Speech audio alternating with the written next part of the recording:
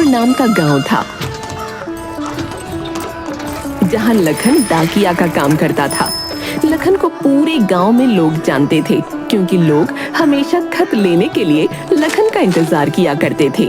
वो पढ़ा लिखा भी था। तो एक दिन जब वो गांव में खत बांट रहा था, तभी एक औरत घर के दरवाजे पर आकर आवाज लगाती है, ओ डाकिया, ओ लखन डाकिया, यहाँ आओ। लखन उस औरत के पास जाता है। जी, आप मुझे बुला रही थी? क्या आपको किसी के खत का इंतजार है? रुक जाइए, अभी ढूंढ कर देता हूँ। खत का इंतजार नहीं, बल्कि खत भेजने का इंतजार है, जिसमें सिर्फ आप ही मेरी मदद कर सकते हैं। मैं लिख नहीं सकती, आप ही मेरी मदद कीजिए खत लिखने में। बहन जी, मैं डाकिया हूँ। मैं सिर्फ खत आप लोगों तक पहुँचाने का काम करता हूँ। खत लिखना मेरा काम नहीं है। भैया, कृपया मेरी मदद कीजिए ना, ये बहुत जरूरी है। अगर ये खत मेरे प्रेमी तक नहीं पहुंचा तो अनर्थ हो जाएगा। आप चिंता मत कीजिए, शब्द मैं बताऊंगी, आपको सिर्फ लिखना है। ठीक है, मैं आपकी मदद करता हूँ। लखन उस औरत की बात मान लेता है और वो औरत लखन को पेन और कागज लाकर देती है। लखन उसका खत लिखना शुरू करता है। बोलिए, क्या लिखना है? मेरे प्रिय आशिक, आखिर तुम कहाँ चले गए मुझे छोड़कर? आखिर मुझ में कमी क्या थी? सिर्फ खाना ही तो नहीं बना पाती थी, और क्या? बाकी सब तो मैं कर ही लेती थी ना। मुझे पता है तुमने शहर में जाकर किसी शालिया नाम की लड़की से शादी कर ली है। फिल्म करने के बाद तुम मुझे भूल ही गए। अब गाँव आओ, बस तुम्हारा ही इंतजार है मुझे। तुम्हारी शादी को मैं अनदेखा कर दूंगी, बस लौट आओ मेरे पास। शालिया? कहीं सुना सुना सा नाम लग रहा है। अच्छा छोड़िए, ये बताइए कि ये खत किसके नाम भेजना है? ये खत मुझे मेरे आशिक अम्मी कपूर को भेजना है, जो मुंबई में रहते हैं। अम्मी कपूर? ये भी कहीं सुना सुना सा नाम है। सुना तो होगा ही तुमने, फिल्म में बड़े स्टार जो है मेरे आशिक। अच्छा, ये खत भेज दो। इसका कोई जवाब आए तो तुरंत मेरे पास वो खत लेकर आ जाइएगा। ठीक है, जैसा आप कहें। अभी मैं चलता हूँ।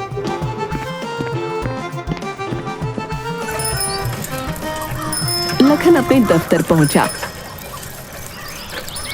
जहां उसका दोस्त शिवम भी होता है, जो खतों को समेट रहा था।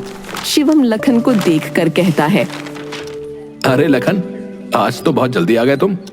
जब शिवम लखन से ये सवाल करता है, वैसे ही पीछे से एक बूढ़ी औरत दफ्तर पर आ जाती है और शिवम से बोलती है, बेटा, मेरा खत पहुंचा दो। मेरी पोती मेरे बिना नहीं रह सकती है। कृपया करके ये खत समस्तीपुर पहुंचा दो।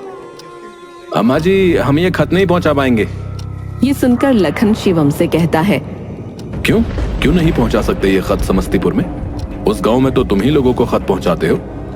अम्मा जी अपने बेटे को खत पहुंचाना चाहती हैं, मगर खत में उसके बेटे का कोई पता नहीं है। और समस्तीपुर इतना बड़ा है, मैं अम्मा जी के बेटे को कहाँ ढूंढता फिरूं? मुझे और भी खत लोगों तक पहुंचाने हैं ना। लखन उस बूढ़ी औरत से सवाल पूछता है, अम्मा जी, क्या बता सकती हैं कि आपका बेटा समस्तीपुर में कहाँ रहता है? मेरे बेटे रोहन को समस्तीपुर में लोहे बेचने की दुकान डालनी थी, तो मैंने अपने घर को गिरवी रखकर उसे पैसे दिए थे। हम एक दूसरे से चिट्ठियों से बात किया करते थे, मगर एक दिन मेरी बहू और पोती दोनों घर से ये कहकर चली गईं कि वे समस्तीपुर रोहन से मिलने जा रही हैं, और उस दिन के बाद से मुझे कोई खत नहीं आया है। मेरी मदद कर दो बेटा, ये खत उस तक पहुँचा दो। आप चिंता मत कीजिए अम्मा जी, ये खत मैं आपके बेटे तक पहुंचा दूंगा। ये सुनकर शिवम लखन से कहता है, तुझे पता है ना समस्तीपुर कितना बड़ा है? कहां और कैसे ढूंढेगा? मैंने सुना है ढूंढने से भगवान भी मिलते हैं, और ये तो बस इंसान है। एक काम कर, समस्तीपुर के सारे खतों को मैं लोगों तक पहुंचाऊंगा। तुम खोईपुर में खतों को लोगों तक पहुंचाओ। मैं समस्तीपुर जाकर इसके बेटे को भी ढूंढूंगा और ये खत उसके पास तक पहुंचा दूंगा। ये बात सुनकर वो बूढ़ी औरत लखन से कहती है, तुम्हारा बहुत बहुत शुक्रिया बेटा। आप चिंता मत कीजिए, मैं आपके बेटे को ढूंढ निकालूंगा। वो बूढ़ी औरत वहां से चली जाती है और शिवम लखन से कहता है, जरा देख तो खत में क्या लिखा है। हम डाकिया हैं, डाकू नहीं कि किसी के भी खत को खोलकर उसके लिखने वाले की बातें चुराएं। लखन अगले दिन समस्तीपुर में खतों को लोगों तक पहुंचाने का काम शुरू कर देता है।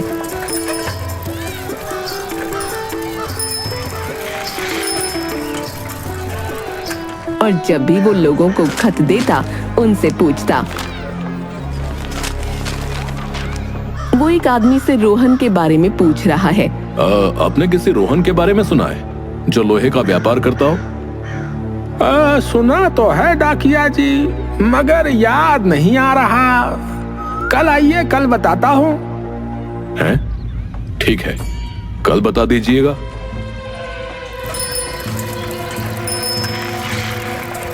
लखन पूरे दिन रोहन के बारे में लोगों से पूछता है, मगर उसे वो कहीं नहीं मिलता।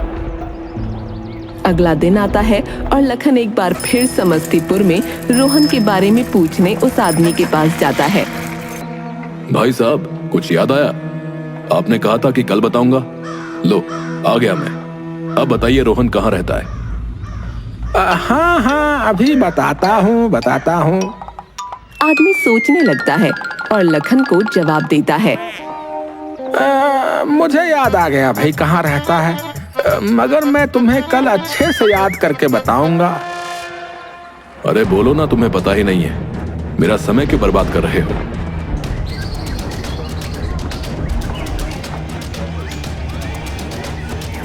लखन वहां से चला जाता है और अपने गांव लौटता है।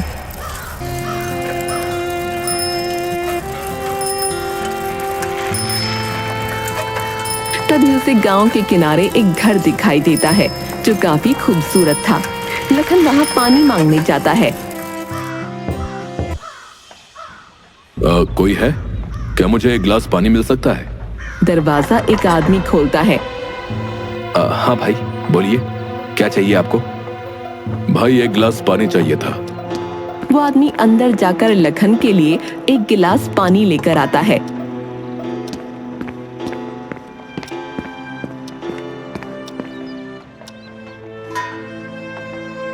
लखन पानी पीते पीते उस आदमी से पूछता है। पानी के लिए शुक्रिया। आप किसी रोहन नाम के व्यक्ति को जानते हैं? हाँ, मैं ही रोहन हूँ। बोलिए डाकिया जी, कोई खत आया है मेरे लिए। आप ही रोहन हैं। मैं आपको कहां कहां नहीं ढूंढ रहा था, आखिरकार आप मिल ही गए। मैं आपकी माँ का भेजा हुआ खत लाया हूँ। क्या? मेरी तो कोई माँ नहीं है। क्या? माँ तो सबकी होती है ना? तो फिर आप इस दुनिया में कैसे आए? मेरा मतलब है, मुझे अपनी माँ से कोई लेना देना नहीं है। वो खोईपुर में डॉक्टर हैं, उन्हें मेरी जरूरत नहीं है। मैं यहाँ अपनी पत्नी और बेटी के साथ खुश हूँ। मगर उन्होंने तुम्हें यहाँ लोहे का व्यापार करने के लिए भेजा था, वो भी अपना घर गिरवी रखकर। उससे तुम्हें क्या करना है? जाओ यहाँ से। और ये खत मुझे नहीं चाहिए, तुम ही रख लो ये खत। रोहन अपना दरवाजा बंद कर देता है। अपने गांव लखन लौट आता है, जहां डाकघर पर रोहन की माँ लखन का इंतजार कर रही थी। लखन बेटा, क्या मेरा बेटा रोहन तुझे मिला? बोल बेटा, मिला क्या? पता नहीं मेरे बेटे और उसके परिवार का क्या हाल होगा। अम्मा जी, मुझे वो लोग समस्तीपुर के किनारे बसे एक आलीशान घर में मिले। क्या? वो लोग ठीक तो है ना बेटा? कैसे हैं वो लोग? मेरी पोती कैसी है? लखन सारी बातें रोहन की माँ को बताता है।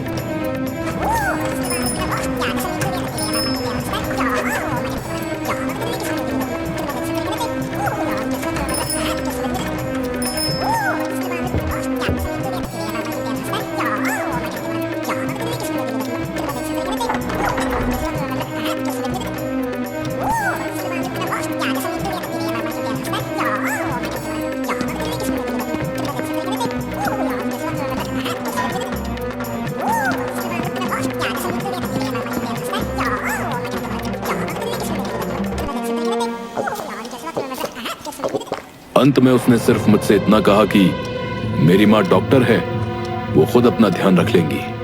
क्या कुछ नहीं किया मैंने अपने बेटे के लिए? बेटा, मुझे उसके घर ले चल।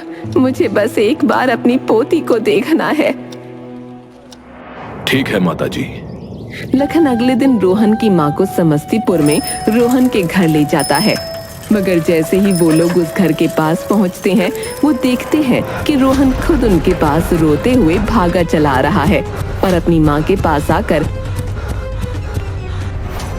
माँ मुझे माफ कर दो माँ, मुझसे बहुत बड़ी गलती हो गई। मेरी बेटी और आपकी पोती पीहू आपको बहुत याद कर रही थी। उसकी तबीयत बहुत खराब हो चुकी है। माँ मेरी मदद कीजिए माँ। क्या हुआ मेरी पोती को? चलो मुझे मेरी पोती को देखना है। रोहन अपनी माँ को अपने घर ले आता है और साथ में लखन डाकिया भी जाता है। जैसे ही वो लोग घर में पहुंचते हैं, वो देखते हैं कि रोहन की बेटी पीहू बिस्तर पर बीमारी की हालत में लेटी है और रोहन की पत्नी उसके सिर पर गीला रुमाल रख रही है।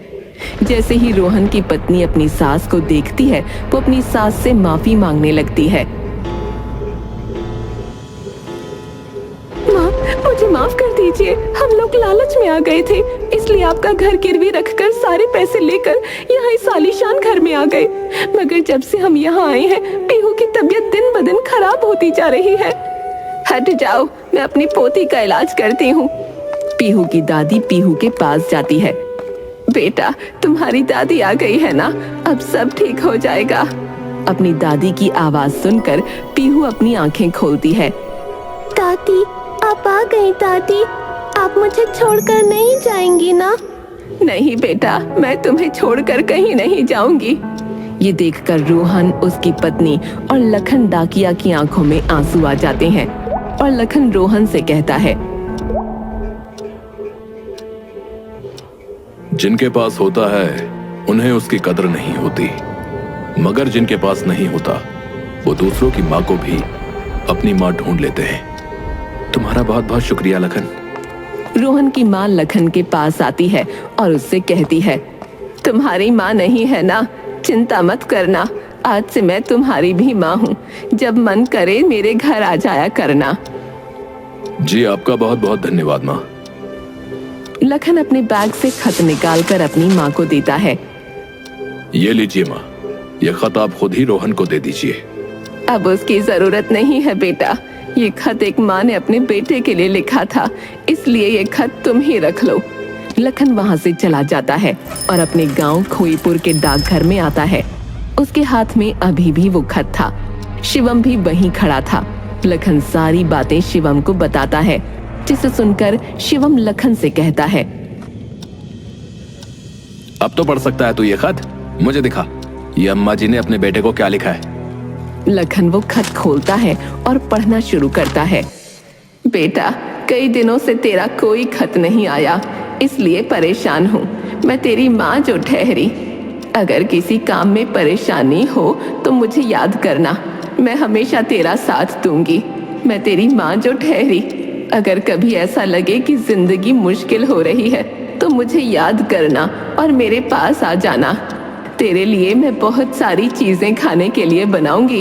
आखिर मैं तेरी माँ जो ठहरी, कोई तेरा साथ दे या ना दे, मैं हमेशा तेरे संग रहूंगी। आखिर तू मेरा बेटा जो ठहरा। ये खत पढ़कर लखन और शिवम की आंखों में आंसू आ जाते हैं और दूसरी ओर रोहन की बेटी भी ठीक हो जाती है। रोहन अपने परिवार को लेकर वापस अपनी माँ के पास रहने आ जाता है। लखन जैसा डाकिया हम सभी की जिंदगी में एक आशीर्वाद के रूप में होता है। क्यों ना हम भी लोगों की वैसे ही मदद करें जैसे लखन डाकिया ने उस बुजुर्ग औरत की। हमें भी किसी की जिंदगी में लखन डाकिया जैसा बनना चाहिए।